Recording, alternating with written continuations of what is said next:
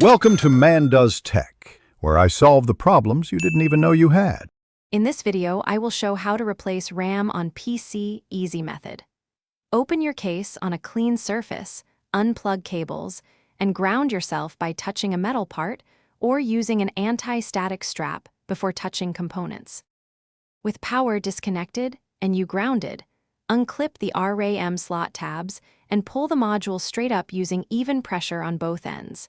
Then place the module on an anti-static surface and inspect the slot for debris before installing new sticks. Match the notch on the new RAM to the slot key, then insert the module at a slight angle and press down evenly until both clips snap into place. Repeat for additional sticks and verify seating before closing the case and reconnecting power.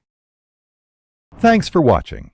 If you found this helpful, don't forget to like and subscribe.